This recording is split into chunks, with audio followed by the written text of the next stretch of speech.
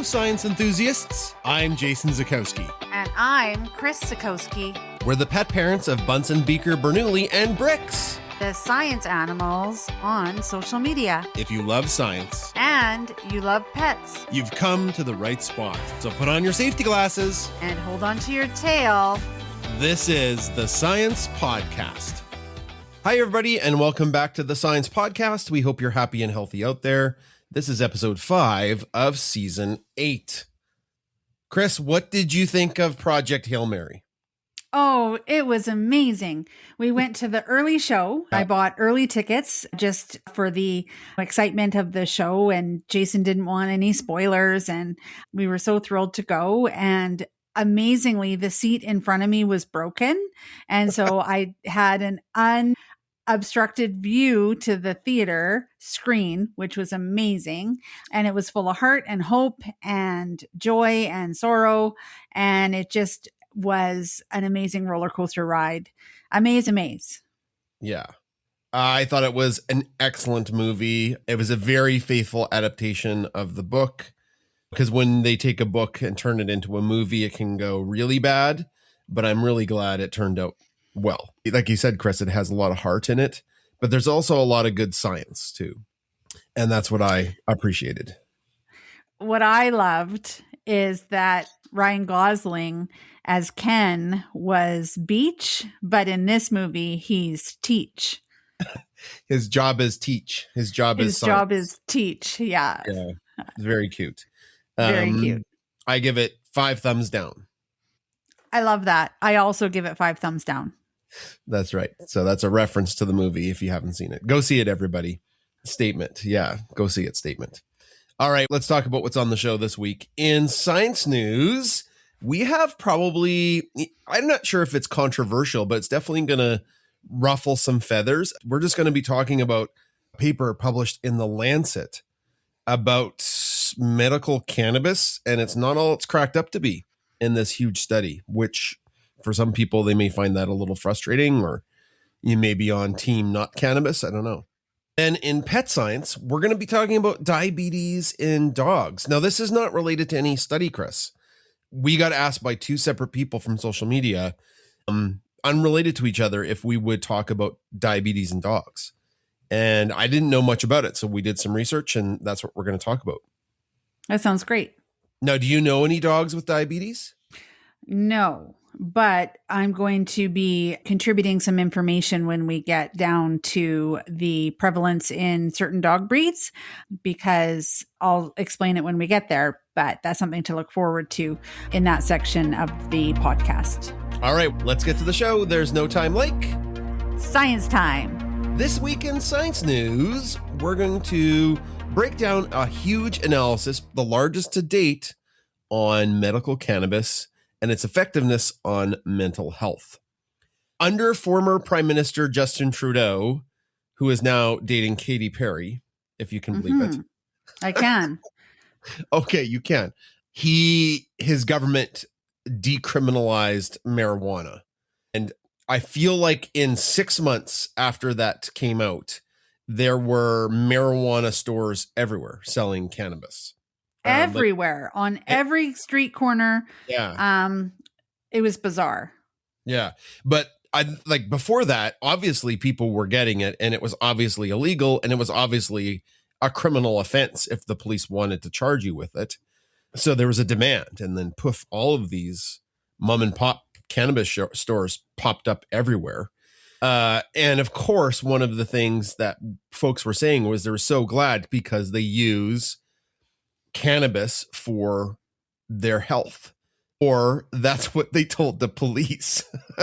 Why do you have this joint? Oh, it's for my health. I need it for the blah, blah, blah. Have you heard that before? I have. Yeah. And if you go on the internet, and it, of course, is not sanctioned, but, this might help you type websites where they talk and promote the use of medical marijuana for certain ailments. Well, the study comes from the Lancet, and it's a meta-analysis. The 54 trials were identified for inclusion into this study on medical marijuana or cannabis. And the total number of participants were in the thousands, 2,477. So we're generally looking at a fairly large sample, and it's the largest to date, so say the authors. And the conclusions, if we can jump to the end of it, is they found medical cannabis does not effectively treat 3 mental health disorders: anxiety, depression, and PTSD. They found that there was no medical difference between the cannabis and placebo in these trials, these 54 different trials, because of course scientists want to find different drugs that could help folks with different disorders. And it just didn't seem to pan out using this massive, huge meta-analysis. That's a concern because the widespread use of medical marijuana or medical cannabis, despite its effectiveness, that's pretty common in North America. About 27% of people ages 16 to 65 report using it medically. And about 50% of those users use it for mental health symptoms. So it's a widespread use for something that the study is suggesting it is not effective for. We could get into the nitty gritty of each of the studies they looked at, but the overall conclusion was there's not enough evidence to support its use for those conditions. In fact, there were concerns about routine use from all of these different studies that they may actually worsen mental health outcomes. So folks taking it for their mental health may actually make it worse. Definitely there's linkages to psychotic symptoms for those who have psychosis and are using. And then also folks can get addicted to it. That is a bit of a myth that you can't get addicted to pot or cannabis, but you can. And then if you were reliant on medical cannabis instead of looking for more of other effective treatments, your condition may worsen. They also found very weak evidence for other conditions. There are some possible benefits found for cannabis use disorder, so dependency, autism, insomnia, and tics or Tourette syndrome. But use in these conditions is rarely justified without proper medical or psychological support. And in autism, there was some symptom reduction observed, but because autism varies widely between individuals, the findings should be interpreted very cautiously.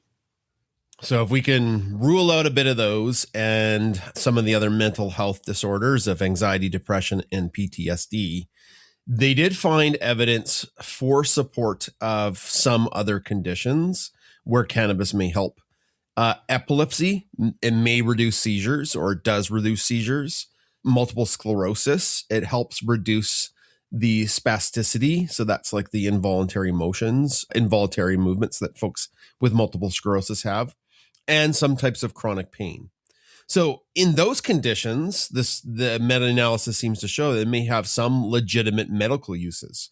So they're not like anti-cannabis. Mental health is just not one of the well-supported areas in the studies done to date. The concerns, though, raised by the study is that doctors are increasingly prescribing it, and there's limited regulation in how pure it is. I don't know if you get a prescription for medical marijuana if you can just go to your local distillery in Canada and, on the side of the street and get your cannabis there. So because of that, it's just very unclear if it's safe and effective. Yeah, it is a concern, and maybe there needs to be more oversight and caution to have a more standardized prescription or standard or grade of medical marijuana. It would just take one of these medical marijuana companies to fund a study and have it be double blind with a placebo and have a large enough sample size and make sure you don't have biased people, even though it's funded by them. It's interesting that hasn't happened yet. There hasn't been a medical marijuana funded study, but up to now, the evidence seems to be not super effective for mental health disorders. We shouldn't take away the placebo effect. I'm just going to close with that. I love this podcast called The Skeptic's Guide to the Universe. GU. The SGU. So there's these 3 brothers, another guy, and a lady. They are the hosts. They're all very accomplished people. And Dr. Steve Novella, he's the main guy of the podcast. He's a neurologist and he's big in the skeptics community. He went on another podcast with this guy named Dr. Mike. He's got glasses. I don't know if you've heard of Dr. Mike, Chris. Anyways, he went on Dr. Mike's podcast and they were talking about two things. One being chiropractic and the other being acupuncture. And Dr. Steve Novella is very anti both of those and extremely anti acupuncture. And he's talked about it before many times on the SGU about how weak the evidence is for acupuncture. And there was a big backlash. Normally the SGU doesn't get a lot of hits on social media, but that video blew up of him talking to this guy. I do agree with Dr. Steve Novella. The evidence for acupuncture is weak, but you can't rule out the placebo effect. So you can't rule out people who think it's helping them and then they think it's helping them so much that it actually does. I think there's something to be said for that. So maybe that's what my where I'm getting with this is maybe that's my point for medical marijuana is they maybe need to look at the placebo effect and like maybe people who have PTSD really think it's helping and it may be something that gets them through the day. I'm not sure, but I think the overall goal should be ensuring that patients receive safe and effective treatments for all of their medical needs. If anything, this is going to raise awareness with many of the doctors that prescribe it, and they'll have to have some hard conversations with folks who are looking for something alternative. And they could say, for your condition, there's not a lot of evidence that would help. So let's try to go down a different path. Anyways, that's science news for this week. This week in pet science, Chris, we're going to talk about diabetes in dogs. We have a fairly large social media platforms on all of the different social media sites, and two separate people from two different social media sites, they actually DM'd us asking if we would do a post or talk about diabetes in dogs. Now, I'm not a vet, neither are you. So No. we're going with the research that we gathered from reputable pet source sites and treatments that are beyond very standard, beyond like a lay person like me telling you this is what you should do for your dog. So I shouldn't think we should say that. We're not vets. We are just talking about what the evidence is in and on very reputable pet sites. Yes, absolutely. And if any of the information that we're saying makes you think maybe I should check my dog out, definitely go to your local vet for more information. Yeah, exactly. So diabetes mellitus is this condition that both humans and dogs have where we can't properly regulate blood sugar, which is glucose. If we go back to high school biology, glucose is the body's main energy source. And that is controlled by insulin. Insulin is a hormone made by the pancreas. In diabetic dogs and diabetic humans, either there's not enough insulin produced or the body isn't using the insulin properly. And the result of it's the same. You wind up with hyperglycemia, aka high blood sugar. Cells don't get the energy that they need. There's too much sugar in your blood.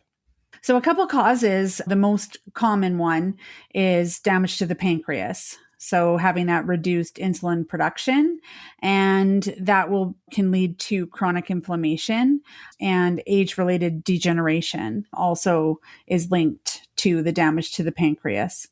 The second is obesity. Excess body fat can cause insulin resistance, and the body does produce insulin, but it doesn't work effectively in the body. And some other influences are hormonal influences. Certain hormones counteract insulin. Progesterone, especially in unspayed females, and a stress hormone called cortisol.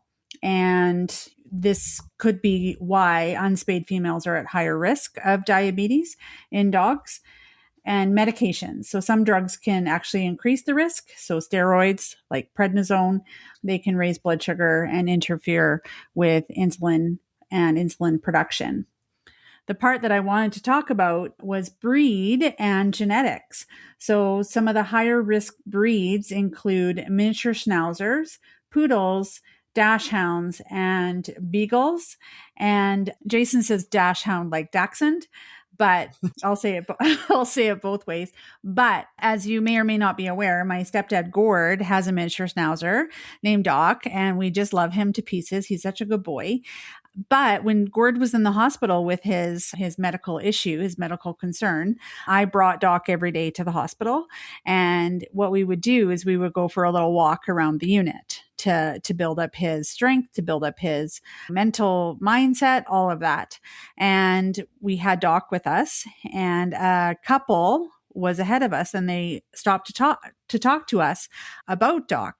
And then they shared the story of their miniature schnauzer who got diabetes and unfortunately has passed away. But they mentioned that that breed has a predisposition to diabetes. And so I said, wow, thank you for that information. And we talked to them for a minute about it. And then we were on our way. But that conversation really bothered Gord because he's like, why would they say that? And I said, you know what? Sometimes information is really important in case you see some things that are concerning, and maybe being early prevention is key for sure. But that was a good thing, but then a bad thing because he was quite sad about it. Doc recently had blood work done, and his blood work looks great. So that's a bonus. Talking about those specific breeds, it does suggest a genetic component. And so that might be something to look at if you're noticing some of the common symptoms. And just like humans, it is extremely rare for dogs to be born with diabetes. Just like humans, it is very rare for a baby to have diabetes within the first few days of life. Most people who get type 1 diabetes, so that's like juvenile onset diabetes, it's from their immune system attacking their pancreas. And it takes a bit for that to build up so their pancreas stops working or working at the effectiveness rate that it needs to. So you have kids who develop diabetes between the ages of 4 and 14. That's the most common age. And of course, there's outliers. You can get adults that get it later.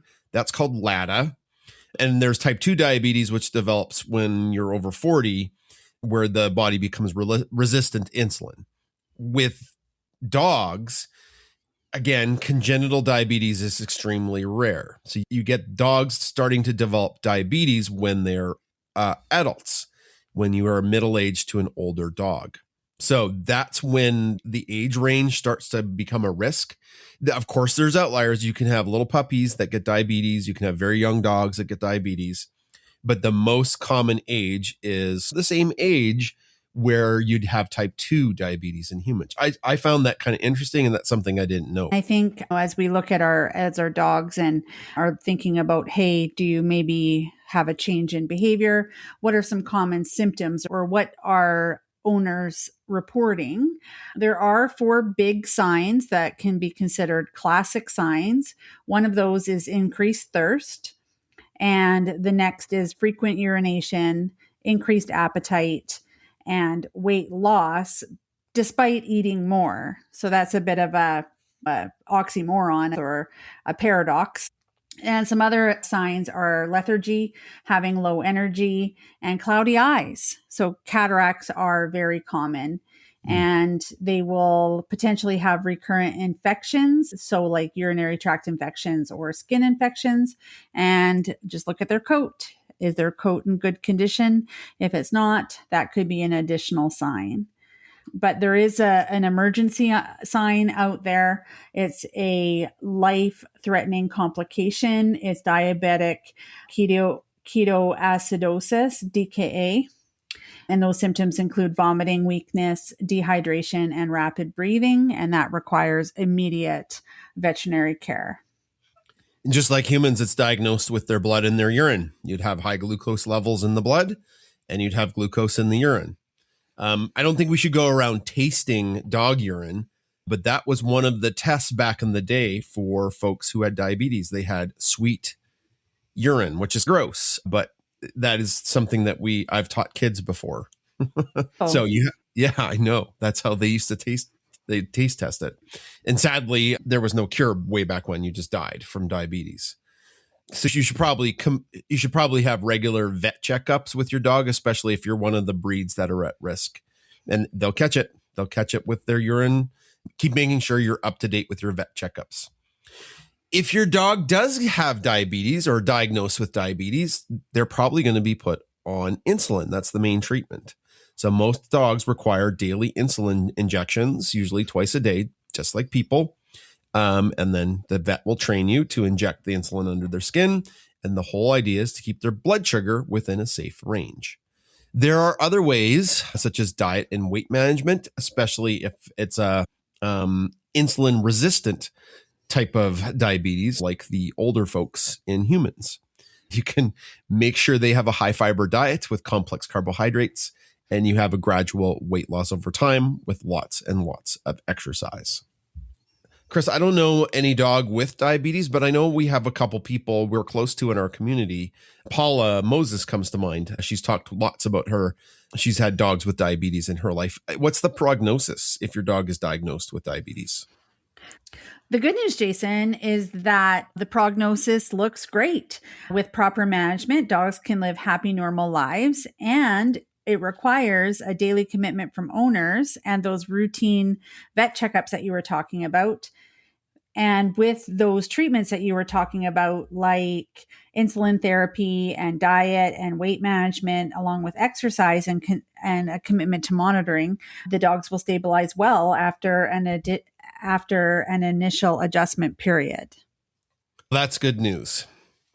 So it looks like with proper vet treatments and regular checkups, diabetes doesn't have to be a scary thing, though I'm sure it's scary when your dog is diagnosed or you see some of those symptoms that are very worrisome that could go downhill very quickly. I think the best advice we can give as podcast hosts is if you're concerned about how your dog is acting, if you're concerned about any health changes, get them to a vet as soon as possible because they've got the tests there to know.